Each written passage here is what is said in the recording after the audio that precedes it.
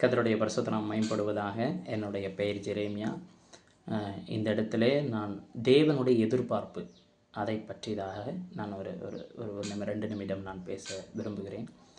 ஆண்டவர் எனக்கு உணர்த்தின ஒரு காரியத்தை ஒரு வசனத்தின் மூலியமாக நான் சொல்ல ஆசைப்படுகிறேன்.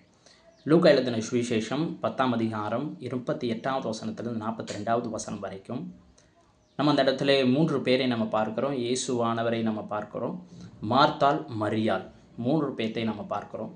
இயேசுவானவர் மார்த்தாளனுடைய வீட்டுக்கு வருகிறார். மார்த்தாளோ பற்பல வேலைகளை அவள் செய்து கொண்டிருக்கிறார். இயேசு வந்தவுடனே இயேசுவை ஏற்றுக்கொள்ளுகிறார் வீட்டிலே. ஆனால் அவள் பற்பல வேலைகளை செய்கிறதிலே இவள் கவனமாய் இருக்கிறார். ஆனால் மரியாளோ அவள் இயேசுவினிடத்திலே பாதத்திலே அமர்ந்து ஆண்டவர் இயேசு என்ன சொல்லுகிறார் என்று அவள் கேட்கிறார். இப்போ ஆண்டவராகிய இயேசு இந்த இடத்திலே ஒரு வசனம் எழுதப்பட்டிருக்கிறது.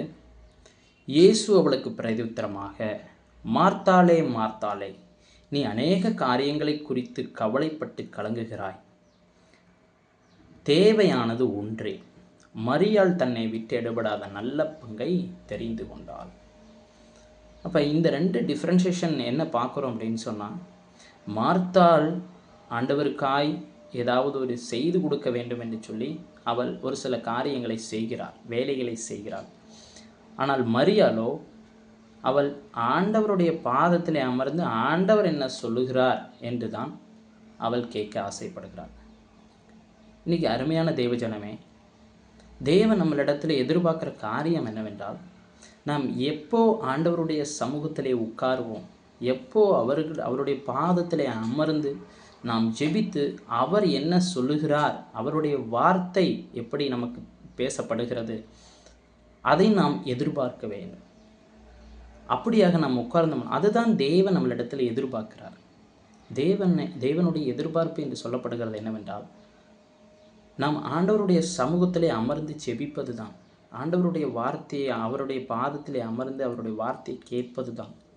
அதுதான் இந்த இடத்திலே சொல்லப்படுகிறது. மரியாளோ தன்னை விட்டு எடுபடாத நல்ல பங்கை தெரிந்து கொண்டாள்.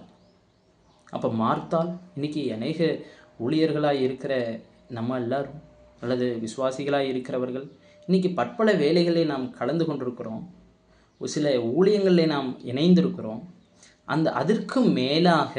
அதற்கு மேலாக இன்றைக்கி ஊழியர்கள் அநேக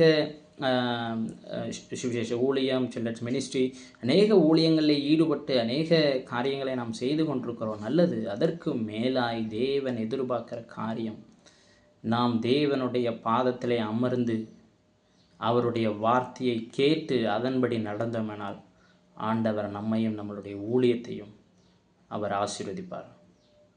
கர்த்தர் தாமே நம்மளை ஆசீர்வதிப்பார். ஆமென்.